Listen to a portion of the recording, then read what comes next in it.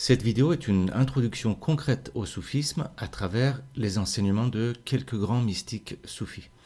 Je vais surtout vous donner des exemples tirés des poètes et des grands initiés de culture islamique pour vous expliquer concrètement les enseignements soufis et voir leurs impacts dans la vie de tous les jours.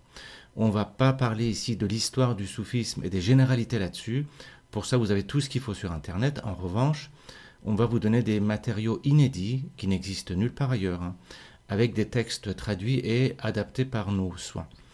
Attention, cette vidéo s'adresse à des gens expérimentés au niveau des sujets spirituels. Si vous n'êtes pas familier avec des sujets religieux ou spirituels, alors cette vidéo n'est pas vraiment faite pour vous.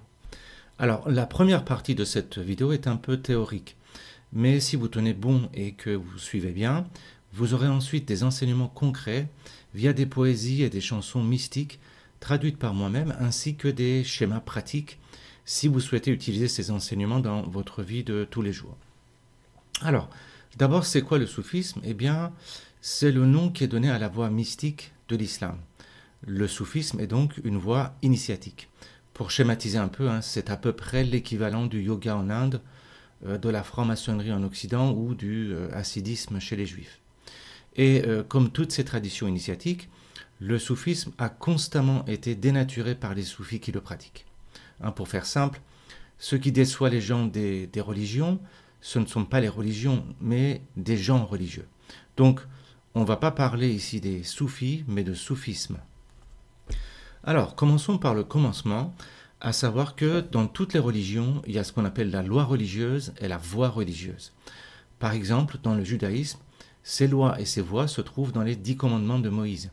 Si vous regardez dans les peintures, les 10 commandements sont dessinés sur 2 tablettes différentes. Et si les 10 commandements sont notés dans 2 tablettes différentes, ce n'est pas à cause de manque de place, c'est parce que la loi et la voie ne sont pas la même chose.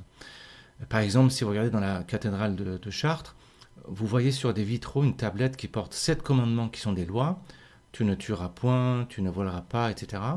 Et l'autre tablette qui porte 3 commandements qui constituent la voie vers Dieu. Tu ne prononceras pas mon nom en vain, tu ne feras pas d'image de moi et je suis le Dieu unique. Dans l'islam, ces commandements sur les lois civiles et comportementales sont appelés la charia et les commandements spirituels sont appelés la tariqa, ça veut dire la voie. Et le but est de mener à ce qu'on appelle harira, ça veut dire la vérité. Alors, quelle est la différence concrète entre la loi religieuse et la voie religieuse, parce que c'est ça vraiment déjà qu'il faut bien comprendre. La loi religieuse est quelque chose qu'on peut lire à la lettre.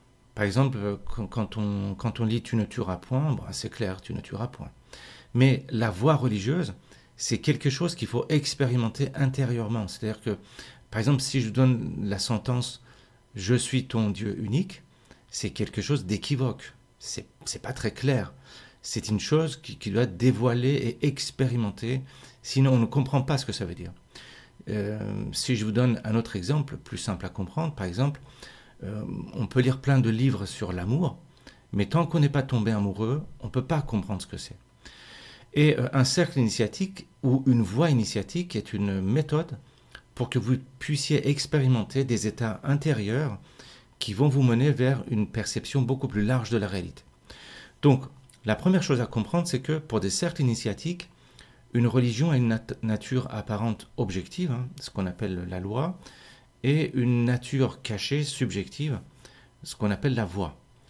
Et toujours dans les cercles initiatiques, quels qu'ils soient d'ailleurs, que ce soit des soufis, que ce soit les juifs hassidiques ou la franc-maçonnerie en Occident, c'est toujours la même structure.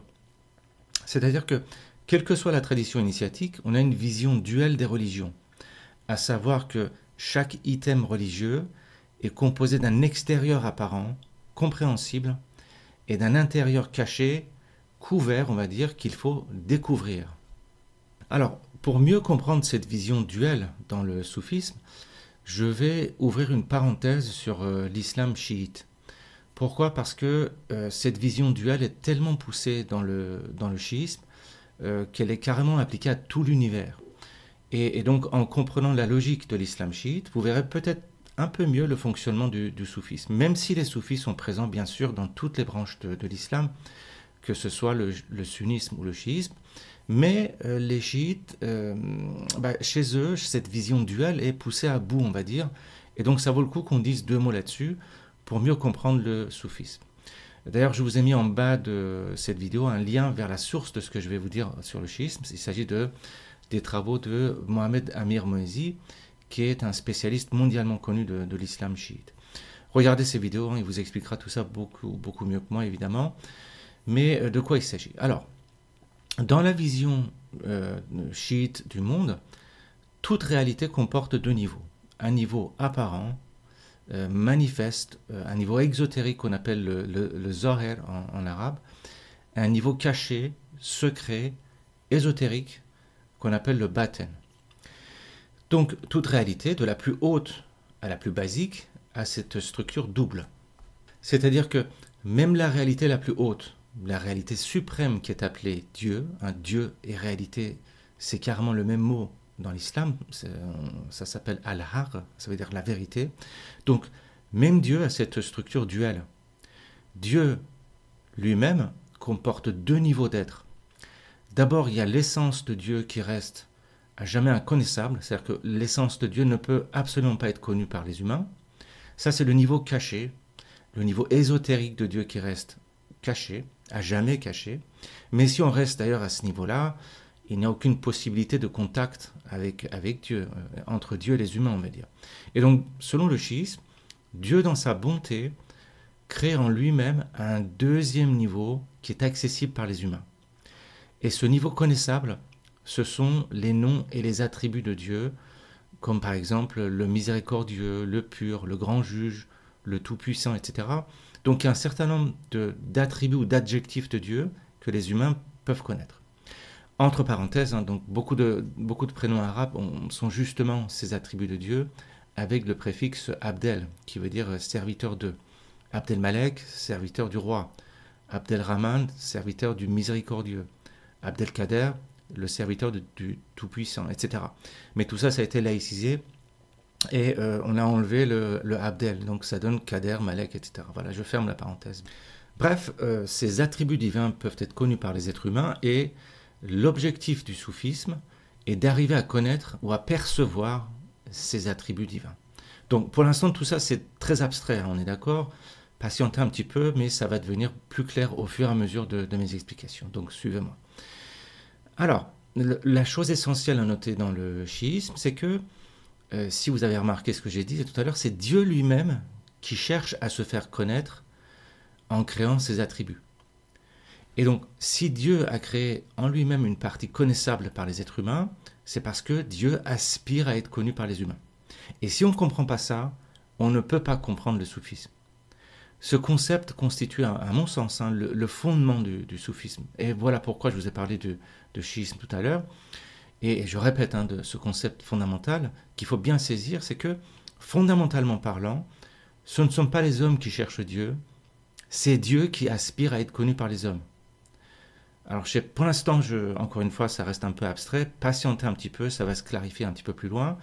Mais si on ne comprend pas ça, on ne peut pas comprendre le soufisme. Je reviendrai là-dessus. Alors, je continue un peu encore à vous expliquer le schisme pour planter un peu plus le décor. Donc, Dieu qui aspire à être connu par les humains crée en lui-même un niveau révélé, connaissable, qui sont justement ses attributs, ou ses adjectifs si vous voulez. Et comment Dieu fait en sorte pour que son niveau révélé, c'est-à-dire ses attributs, puissent être connus par les humains? Eh bien, Dieu parle aux hommes en envoyant de temps en temps des messagers qui révèlent ses attributs divins sous forme d'un livre. La Torah, l'Évangile, le Coran, voilà en gros les trois grands livres. Mais ces livres ont eux aussi une structure duelle, c'est-à-dire que ces livres ont également un aspect apparent et un aspect caché, ce qu'on appelle la lettre et l'esprit du livre.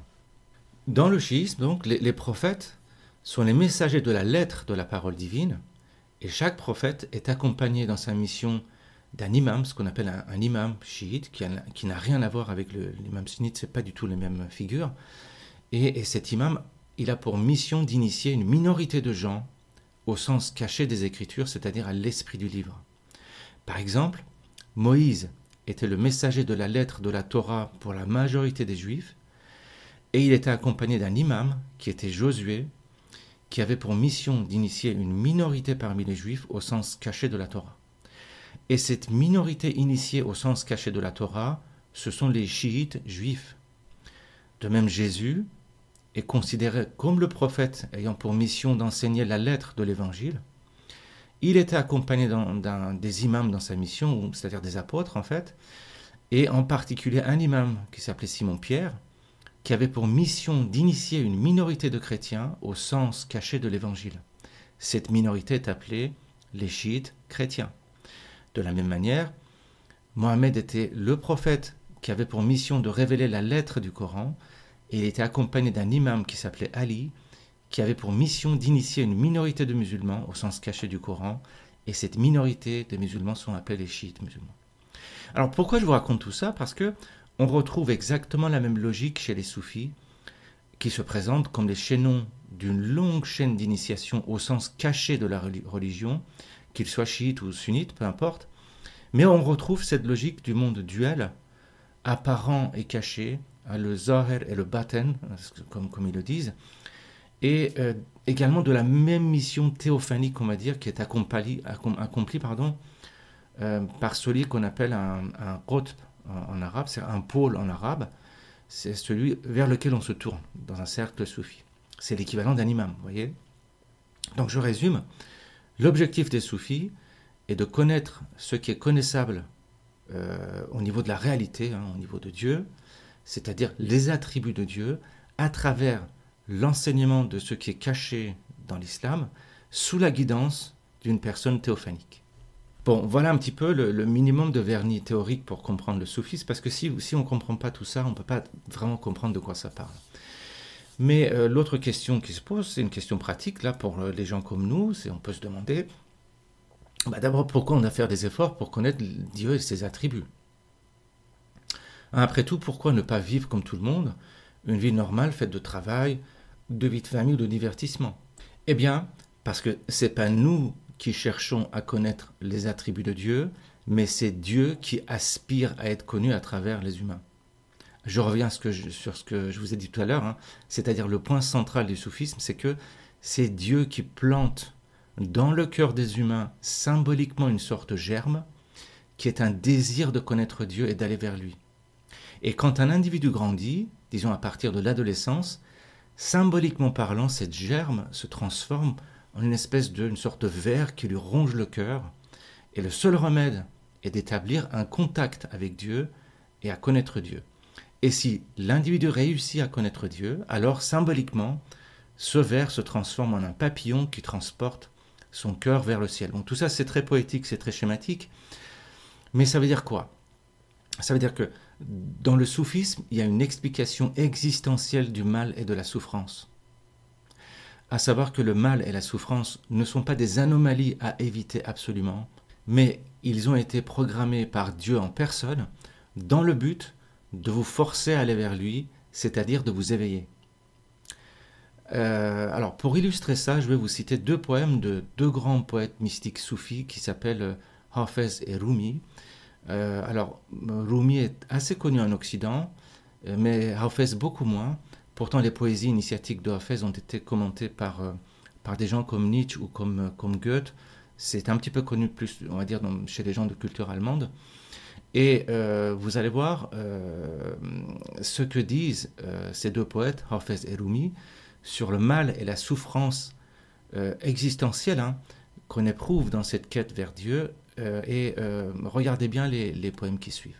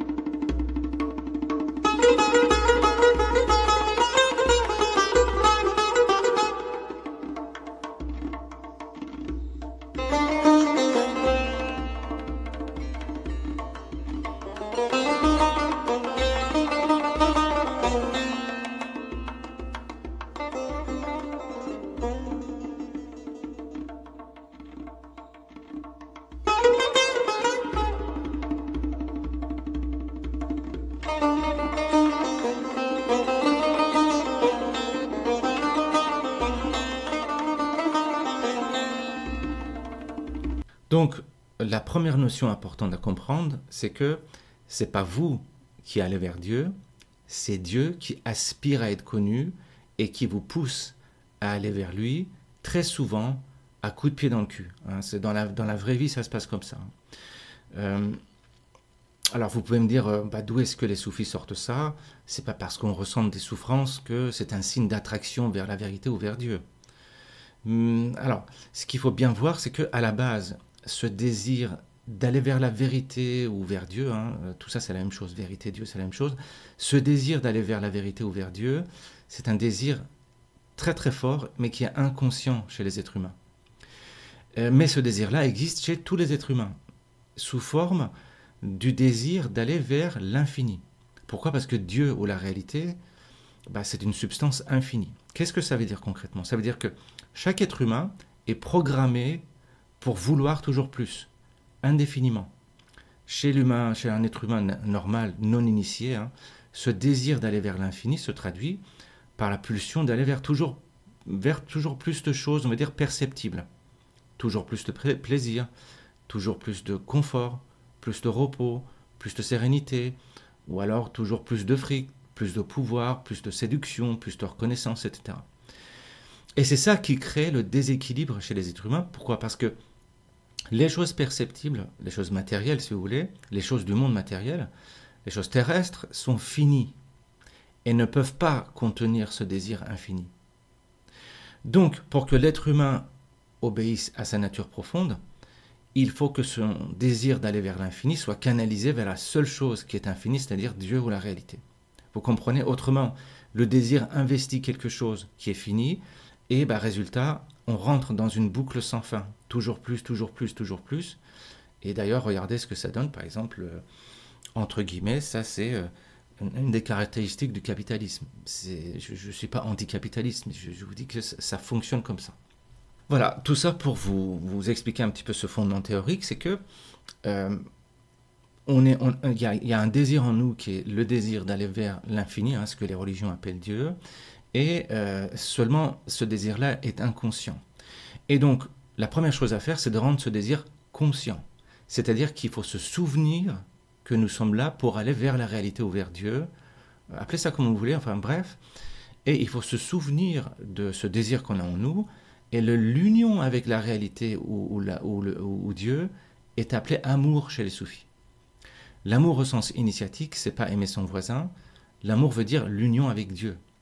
Et c'est ça la mission de l'homme, c'est de trouver l'amour avec un grand A, s'unir avec Dieu. Et pour ça, il faut se souvenir constamment de ce désir d'aller vers l'infini, hein, de cette mission qu'est l'union avec Dieu. Et ça, c'est fait avec une technique chez les soufis qui est appelée le zekr. Chez les soufis, ils appellent ça le zekr, ça veut dire se souvenir. Le zekr est une technique pour se souvenir que nous avons en nous une part, un désir, si vous voulez, qui aspire et aller vers l'infini. Et ça veut dire que, pour parler du langage religieux, nous avons en nous une part divine qui aspire à être connue. Et le zekr, c'est-à-dire le fait de se souvenir de Dieu, ça n'a pas été inventé par les soufis, hein, mais c'est un fondement, un des fondements en tout cas, des religions monothéistes. Dans les religions monothéistes, la figure qui représente le zekr s'appelle Zacharie, qui veut dire celui qui se souvient. Zachor en hébreu, ou zekr en arabe, ça veut dire se souvenir. Et c'est qui Zacharie? Zacharie, c'est le père de Jean-Baptiste. C'est qui Jean-Baptiste? Jean-Baptiste a pour rôle de préparer les hommes à la venue de Jésus. Et qu'est-ce qu'il fait pour préparer la venue de Jésus? Il lave les gens dans l'eau. C'est-à-dire que Jean-Baptiste lave la peau, c'est-à-dire la surface de votre esprit, pour vous préparer à la venue de Jésus, c'est-à-dire l'esprit, c'est-à-dire Dieu. Je répète, Zacharie, celui qui se souvient de Dieu, donne naissance à Jean-Baptiste. Jean-Baptiste, c'est celui qui vous baptise et vous purifie. Vous comprenez?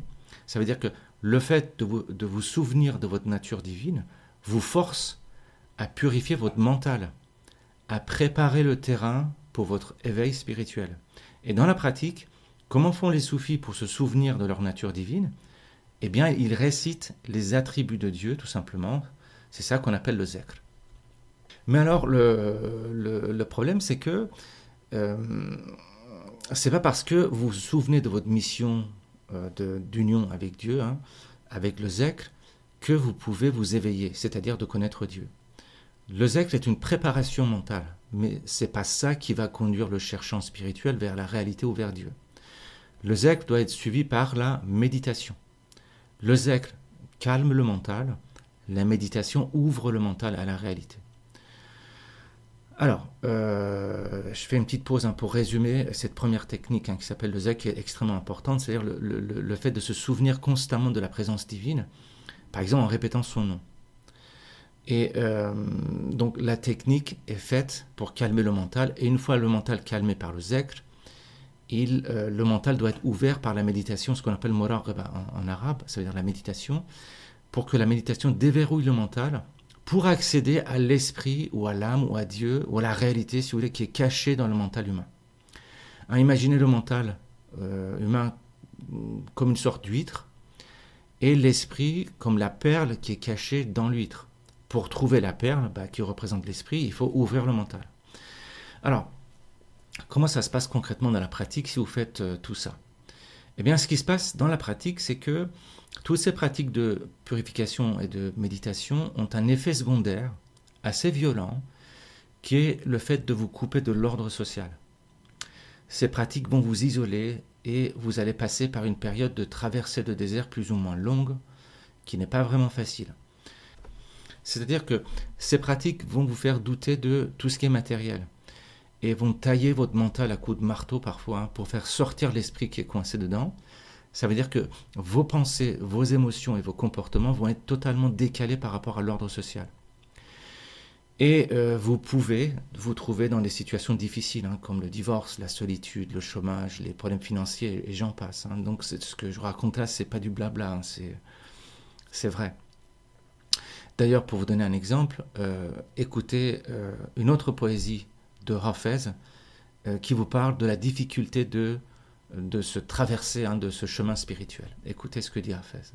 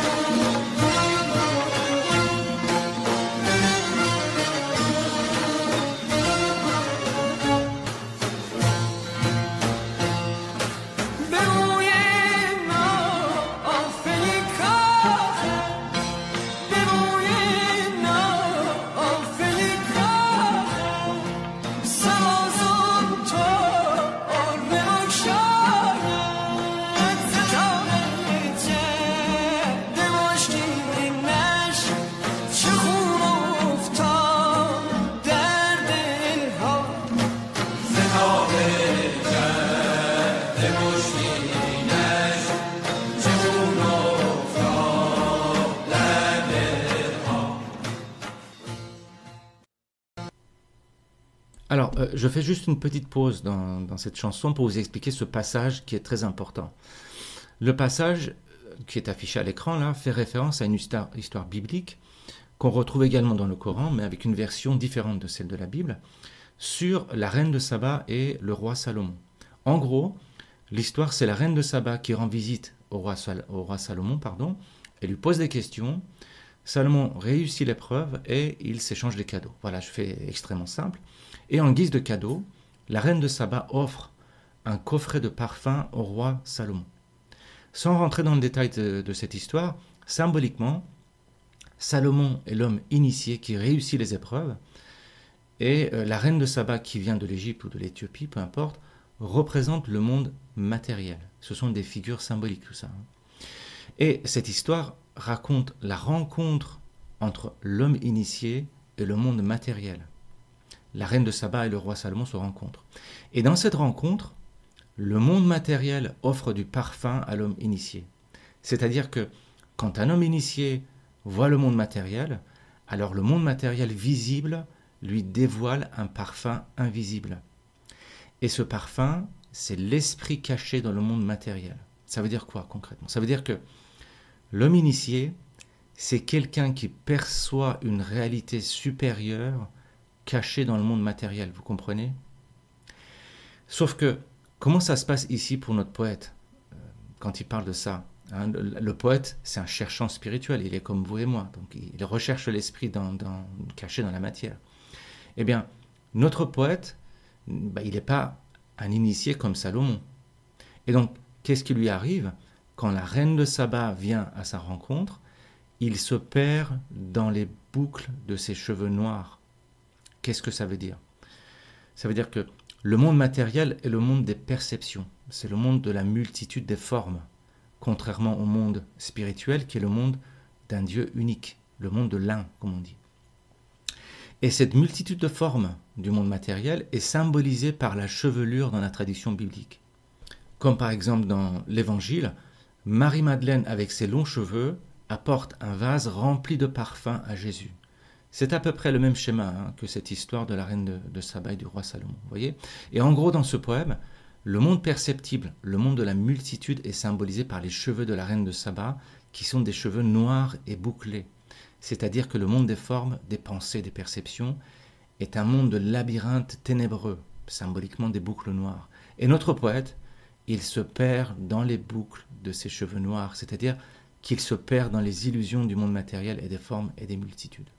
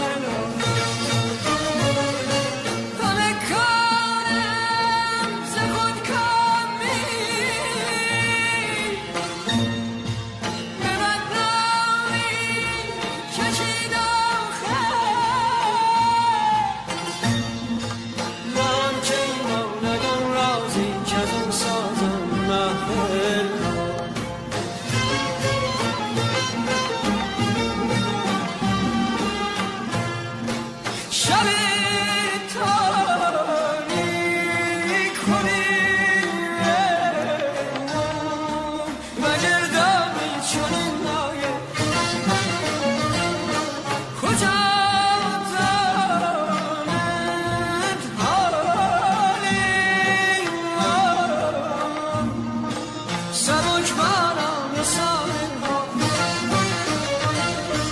کجا دانند حال ما کجا دانند حال ما سبک باران سایرها.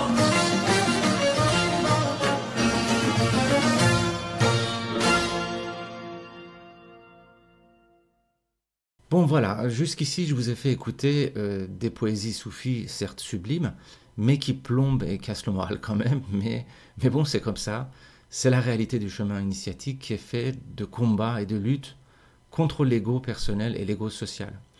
D'ailleurs, regardez dans toutes les histoires héroïques et dans toutes les mythologies, le héros traverse des difficultés avant d'atteindre un trésor ou d'arriver à accomplir quelque chose de grand, c'est comme ça. Mais ne vous inquiétez pas parce que après une période de méditation et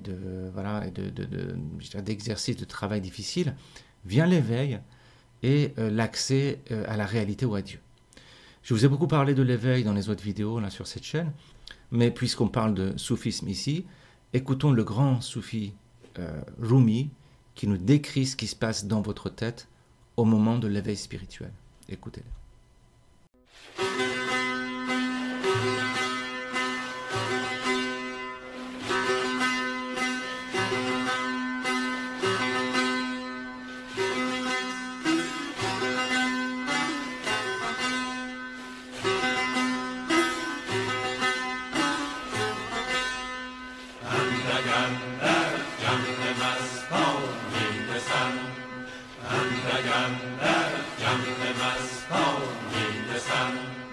اندک اندک اندک اندک جمع مستان میرسند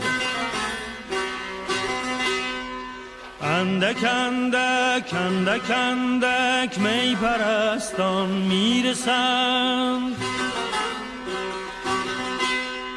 اندک اندک جمع مستان میرسند اندک اندک می پرستان میرسند دل نوازان ناز نازان در رهند گل عذاران از گلستان میرسند اندک اندک جمع مستان میرسند اندک اندک جمع مستان میرسند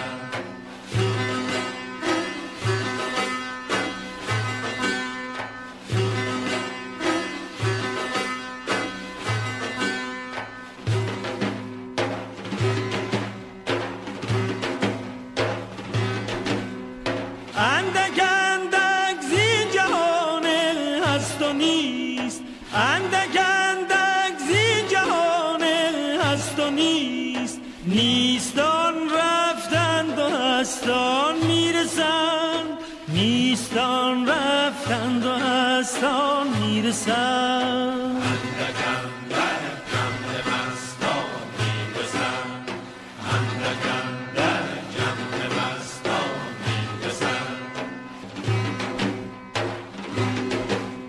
سر خموش کردم که آمد خانه غیب سر خموش کردم که آمد خانه غیب نکبتان با آب دستان میرسند نکبتان با آب دستان میرسند اندک اندک جمع مستان میرسند اندک اندک جمع مستان میرسند اندک اندک جمع مستان میرسند اندک اندک. Alors là, concrètement, vous avez vu une description du phénomène d'éveil. En gros, la chanson que vous venez d'écouter est une sorte de trip report du XIIIe siècle. Regardez sur YouTube, il y a plein de trip reports de notre époque à nous. Ce poème, ça parle de ça en fait. Et ce qu'il faut savoir, c'est que ce phénomène d'éveil est un épisode passager, contrairement à toutes les conneries que vous pouvez écouter sur YouTube. C'est pas quelque chose qui vous transforme tout de suite la vie, c'est pas vrai. C'est-à-dire que clairement, il y a un avant et un après, mais ça change pas la vie de l'individu, ça change pas fondamentalement, on va dire, la posture et les comportements quotidiens d'un individu. contrairement à ce que prétendent les businessmen spirituels, hein, qui prolifèrent sur Internet. Mais par contre, si quelqu'un vit plusieurs épisodes d'éveil, et sous condition que ces épisodes soient bien intégrés, bien travaillés, avec, disons que, idéalement avec des gens expérimentés qui sont déjà passés par là, alors l'individu peut atteindre la station finale de la voie soufie, qui est une sorte de quiétude ou de béatitude, entre guillemets. Le mieux encore, hein, pour vous expliquer tout ça, c'est d'écouter les paroles d'un autre grand poète qui s'appelle Saadi, pour vous expliquer cette station finale qui est le but du chemin initiatique. Écoutons Saadi.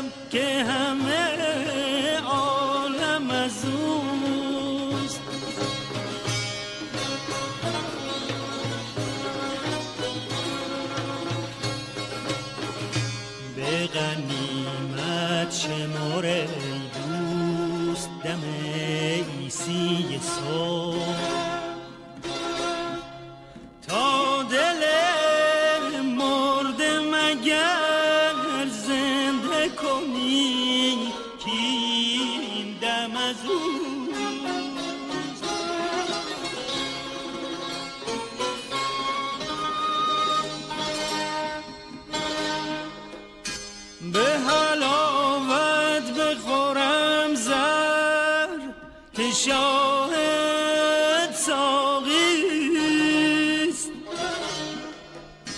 به ارادت ببرم درد که درمان هم از اوست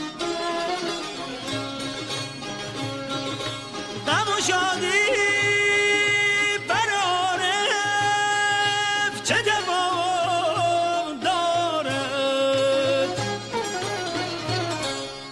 ساقیا باده بده شادیان که این غم از اوست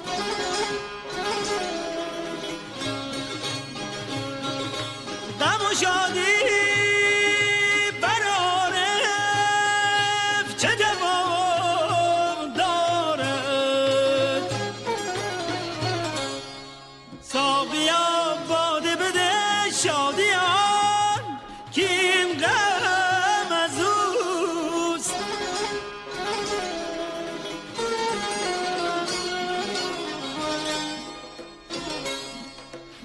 سعدیا گر بکند سیل فنا خانه عمر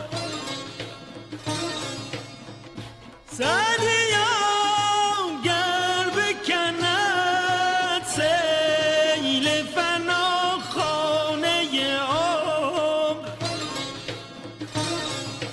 دل قوی دار دل قوی دار که بنیاد بقا محکم از اوست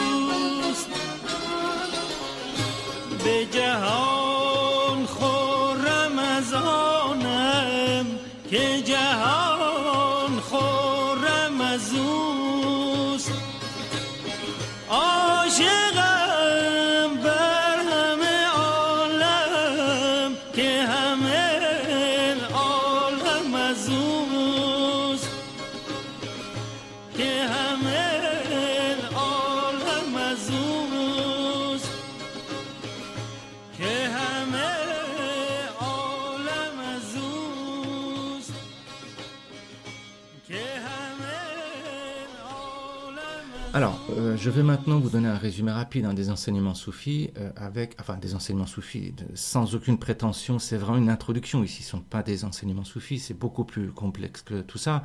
C'est une vidéo d'introduction, de sensibilisation, c'est tout. Mais je vous ai préparé deux schémas pour que ça soit un peu plus synthétique et pratique.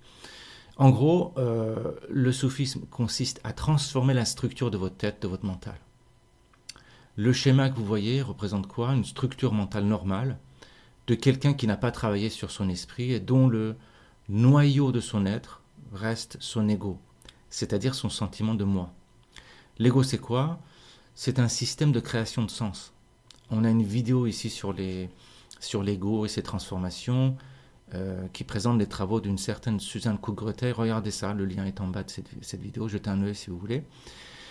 Et donc, chez un individu normal, lorsque l'ego basique constitue son noyau d'être et détermine la gouvernance de sa tête, son intelligence pratique, son sentiment de sécurité et ses actions, qu'est-ce qui se passe concrètement dans sa vie? Ça veut dire que l'individu se conçoit comme un sujet séparé du monde. C'est-à-dire que le monde extérieur est un objet que l'individu appréhende par son ego en tant que sujet.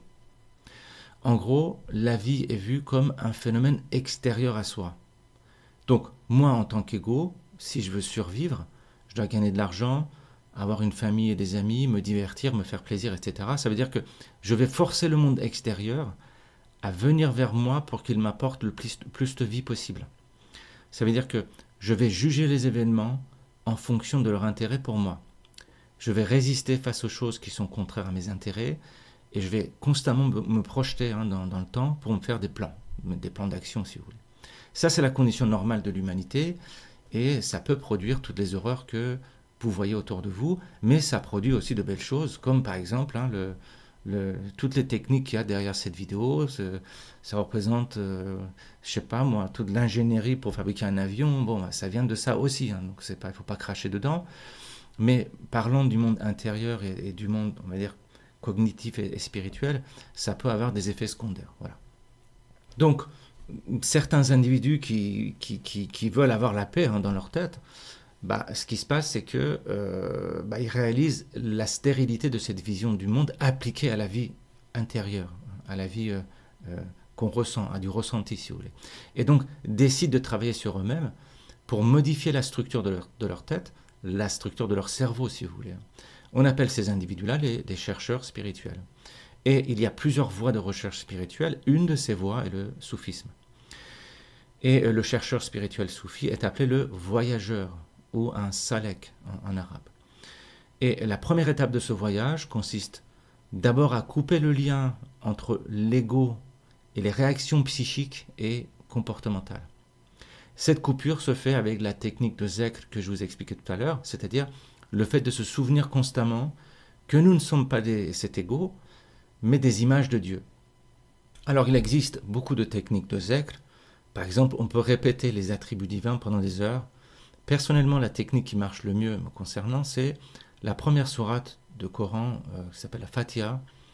Et cette première sourate a une structure très particulière qui vous coupe du monde matériel d'une manière assez radicale. C'est une sorte de porte d'entrée vers le monde spirituel. D'ailleurs, le nom Fatiha veut dire la porte. Et alors, pour les musulmans, c'est simple, il suffit de lire et de comprendre ce qui est marqué dedans. Et pour les non-musulmans, j'ai fait une vidéo qui s'appelle « Comment gérer les bad trips de la vie quotidienne ». Le lien est en bas de cette vidéo où, dedans, je vous donne une recette de Zekr qui est basée sur cette sourate et qui permet d'adapter le Zekr soufi à votre propre culture et croyance. Donc, si ça vous intéresse, vous pouvez regarder, c'est à la fin de cette vidéo. Le lien est en bas. Donc, une fois l'exercice de Zekr effectué d'une manière assez consistante, vous allez voir votre mental qui se calme et votre ego qui n'est plus vraiment aux commandes de votre tête. C'est comme si vous sortiez d'une piscine ou d'un sport intense, vous voyez. Votre tête est complètement vide et prête à être reprogrammée. Et c'est là qu'il faut pratiquer les exercices de méditation. Les soufis ont leur propre technique. Ça peut être mélangé ou non à des danses ou d'autres gestes corporels. Donc, si vous faites ça des années et des années, avec beaucoup de chance, avec beaucoup d'efforts, vous pouvez arriver à enlever cette illusion de l'ego et atteindre ce stade de l'éveil. Alors, mais le problème, c'est quoi? Le problème, c'est que le stade de l'éveil, c'est-à-dire que le but ultime de tout ça est quand même assez flou. On ne comprend pas trop ce que ça veut dire. Et je vais essayer de vous expliquer tout ça, de décrire tout ça, sachant que moi-même, j'ai un tout petit peu vécu ça, pas d'une manière assez puissante, mais j'ai eu un aperçu de ça. Voilà. Alors, c'est quoi concrètement cette station de l'éveil? Je vais tenter de vous l'expliquer, c'est pas évident, mais bon, on va essayer. Alors, regardez le schéma qui s'affiche. Eh bien, l'éveil, c'est quand l'individu réalise qu'il n'y a personne dans sa tête en train de regarder et d'écouter un monde extérieur, et que par contre, il y a un trou dans sa tête, et que ce trou, en fait, est une sorte de puits vide et sans fin. C'est-à-dire que l'individu se rend compte qu'il n'est pas son ego, mais qu'il vient justement de cette espèce de puits, de ce vide, et que non seulement lui-même, il vient de ce puits, mais c'est que c'est ce puits-là, en fait, qui crée toutes les choses à l'extérieur de lui. C'est très abstrait hein, ce que je suis en train de dire, mais non, je vais essayer d'être un peu plus clair. En gros, l'éveil, c'est quand l'individu arrive à réaliser que le monde extérieur n'est pas un objet perçu par lui-même en tant que sujet. Ça veut dire que concrètement, l'individu se rend compte que le monde n'est pas préexistant par rapport à lui. Ça veut dire ça. Et qu'est-ce que ça veut dire que l'individu se rend compte que le monde n'est pas préexistant par rapport à lui? Ça veut dire que une fois l'individu tombé dans le puits qui est dans sa tête, il se rend compte que quelque chose en lui est en train d'imaginer toute la réalité qu'il voit autour de lui, exactement comme dans un rêve. Et qu'est-ce qui se passe dans ce cas-là? Il voit le monde extérieur comme une extension de lui-même. C'est ça la perte de l'ego. C'est-à-dire qu'au lieu de penser le monde, au lieu d'interpréter le monde, il se sent comme un projecteur de cinéma qui projette le monde en dehors de lui en continu à chaque seconde. Vous voyez, c'est ça qu'on appelle aussi la présence. Hein, ou ici, là, maintenant, comme on dit en Inde. Vous voyez? Par exemple, imaginez un individu en train de regarder un ciel nuageux. Imaginez cette situation-là. Hein, regardez, imaginez un individu normal qui regarde le ciel, voit une masse grise et se dit, tiens, cette masse grise, c'est ce qu'on appelle des nuages, et par conséquent, il va tomber des choses humides du ciel qu'on appelle la pluie. Résultat, il va pleuvoir. Ça, c'est le fonctionnement normal d'un individu dont l'ego crée du sens à partir des observations et des chaînes de cause à effet dans le temps. Imaginez maintenant un individu éveillé dans la même situation qui regarde les nuages au-dessus de lui. Ce qui se passe, c'est qu'en parallèle de ce mode de fonctionnement normal de son ego qui crée du sens avec des causes à effet, hein, et il y a des nuages donc il va pleuvoir, il se rend compte que cette masse grise au-dessus de lui est en train d'être créée à l'instant même par quelque chose qui vient de lui-même. Et donc, il voit les nuages comme quelque chose de vivant, puisqu'en train d'être créé à l'instant et en continu par lui-même dans le présent. C'est ça qu'on appelle la présence, ou le huzur chez les soufis. Les soufis appellent ça le huzur. Ça veut dire que c'est l'individu qui donne vie à toute chose. Enfin, l'individu. C'est Dieu à l'intérieur de l'individu qui donne vie à toute chose. Vous comprenez? D'ailleurs, cet exemple de nuage que je viens de vous donner, pour vous expliquer la présence divine, hein, ce qu'on appelle la présence divine, la présence, l'éveil, tout ça, c'est la même chose. Ce que les soufis appellent le huzur, ce que les bouddhistes appellent ici et maintenant, tout ça, je l'ai tiré d'un passage de l'Évangile. Regardez ce passage qui s'affiche à l'écran là. Regardez, Jésus disait à la foule, « Quand vous voyez un nuage se lever à l'ouest, vous dites aussitôt, il va pleuvoir. » Et c'est ce qui arrive. Quand vous sentez souffler le vent du sud, vous dites, il va faire chaud. Et c'est ce qui arrive. Hypocrite, vous êtes capable de comprendre ce que signifient les aspects de la terre et du ciel? Alors, pourquoi ne comprenez-vous pas le sens du temps présent? Voilà, donc vous voyez, ça parle bien de la présence. Donc, quand un individu est spiritualisé, il comprend le sens du temps présent, entre guillemets, hein, la présence, comme c'était marqué dans ce passage biblique, c'est-à-dire quoi concrètement? Je vais essayer encore de donner des exemples pour que ça soit plus clair. Alors, un autre exemple, imaginez que vous avez un projecteur dans la tête et qu'en ce moment même, vous êtes en train de projeter, d'imaginer, de créer votre corps et tout ce que vous voyez autour de vous. La première chose qui vous vient à l'esprit, c'est par quel miracle on peut arriver à imaginer un corps qui est en train de fonctionner avec une telle complexité. Et ça vous met dans un état particulier où, je ne sais pas, par exemple, la vue d'un simple crayon peut être une telle extase que vous allez remercier Dieu pour tant de perfection. Et cet état d'union avec tout ce qui existe, c'est ça qu'on appelle l'amour. C'est pour ça que l'amour, ou la vérité, ou la réalité, ou Dieu, tout ça, c'est une seule et même chose. Vous voyez? C'est quoi l'amour concrètement? Par exemple, Vous regardez votre table dans votre salle à manger et, si, à condition d'être réveillé, on va dire, hein, que vous soyez dans une phase d'éveil, vous vous rendez compte que la table est une espèce d'hologramme, si vous voulez, qui vient de vous-même. Et que vous êtes en train de créer cette table, de donner vie à cette table. Et ça veut dire que la table devient votre bébé vivant, votre création vivante. C'est ça l'amour initiatique, vous comprenez? Qu'est-ce que je peux donner d'autre comme exemple? Un autre exemple, imaginez que vous regardez la télé normalement, voilà, et qu'on vous donne ensuite des lunettes 3D. Et d'un seul coup, le contenu de votre écran devient vivant et se met à bouger dans l'espace autour de vous. Qu'est-ce qui se passe quand vous êtes dans cet état-là?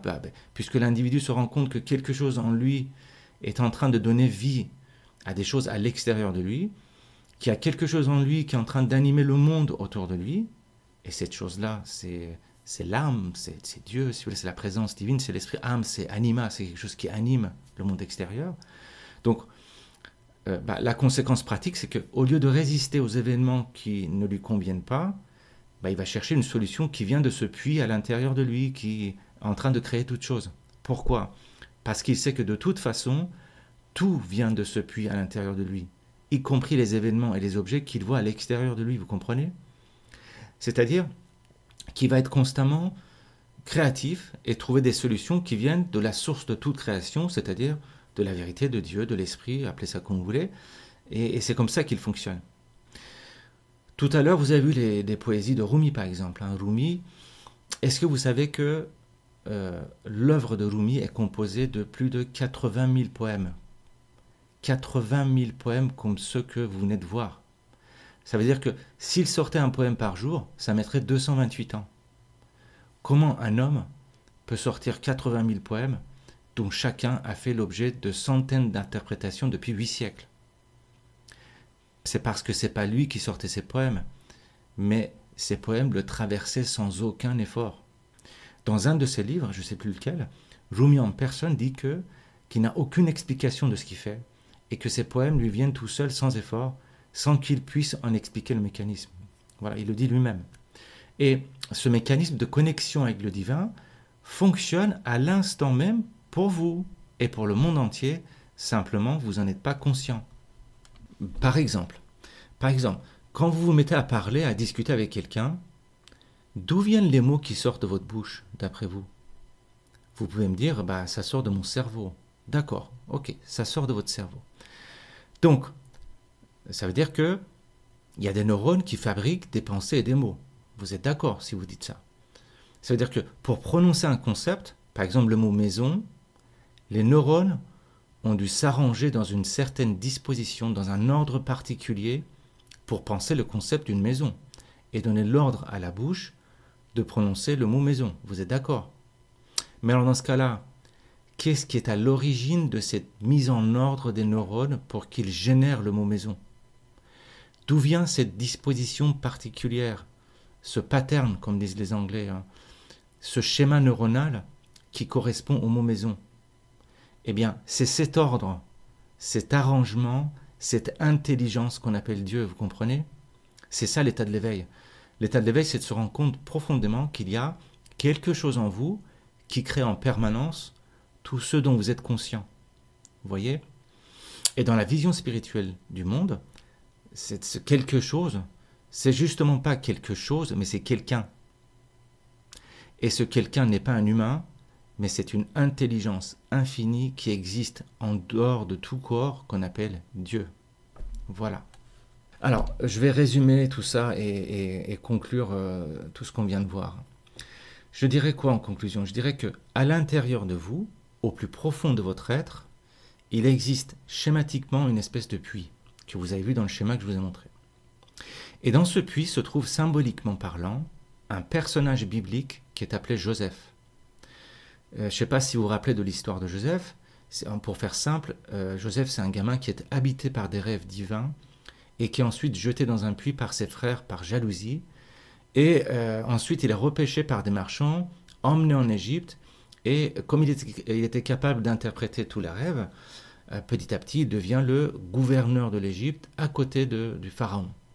Eh bien, si je prends cette allégorie-là, en ce moment même, dans votre tête, il y a un puits où se trouve le petit Joseph, ensanglanté, seul et affamé. Joseph est le représentant divin que vous avez jeté vous-même dans ce puits. Lorsqu'en grandissant, vous vous êtes identifié à vos désirs égotiques et aussi à toutes les conneries possibles et imaginables venant de votre famille, de vos amis et de la société. Votre travail maintenant est de sortir Joseph de ce puits, de l'emmener dans le monde perceptible matériel symbolisé par l'Égypte, pour qu'il vous gouverne un jour à côté de ce pharaon qui est votre ego. Et le soufisme est un guide qui vous permet de faire ce travail sous réserve qu'il soit appréhendé et utilisé correctement. Mais il n'y a pas que le soufisme, il y a plein de voies initiatiques. Le soufisme s'est fait vraiment pour des gens de, on va dire, de culture islamique parce que ça se base sur cette culture-là. Mais naturellement, il y en a plein d'autres et le conseil que je peux vous donner, c'est essayer la voie initiatique qui correspond à votre culture. Ça va être beaucoup plus simple. Alors, je vous ai fait écouter pas mal de poésie soufie dans cette vidéo et quoi de mieux pour synthétiser tout ce qu'on a dit qu'un dernier poème qui résume tout ce qu'on vient de voir 100 fois mieux que mes contorsions verbales comme ça. Et je vous laisse donc méditer ce dernier poème et je vous dis au revoir et bon travail sur vous-même.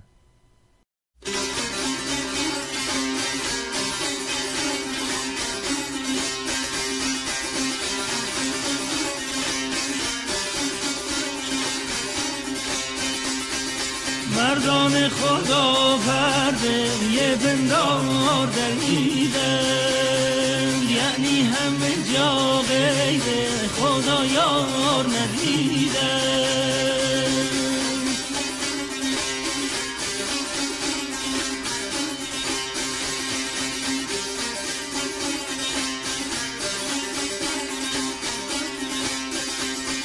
هر دست که دادند از آن دست گرفتند هر نکته که گفتند همان نکته شنیدند جانم هر نکته که گفتند همان نکته شنیدند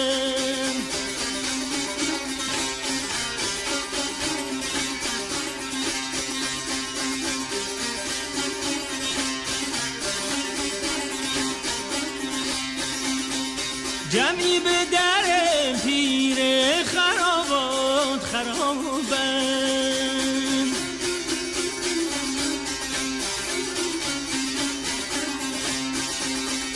جمعی به در پیر خرابات خرابند قومی به بر شیخ مناجات مریدن جانم قومی به بر شیخ مناجات مریدن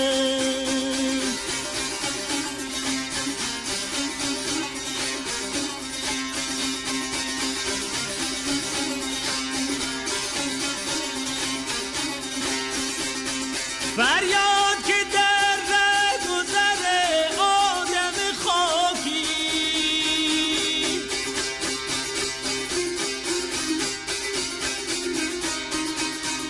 فریاد که در رهگذر آدم خاکی بسی دانه فشاندند بسی دام تنیدند همت طلب از باطن پیران سحرخیز زیرا که یکی راز دو عالم طلبیدند همت طلب از باطن پیران سحرخیز زیرا که یکی راز دو عالم طلبیدند زیرا که یکی راز دو عالم طلبیدند زیرا که یکی راز دو عالم طلبیدند زیرا که یکی راز دو عالم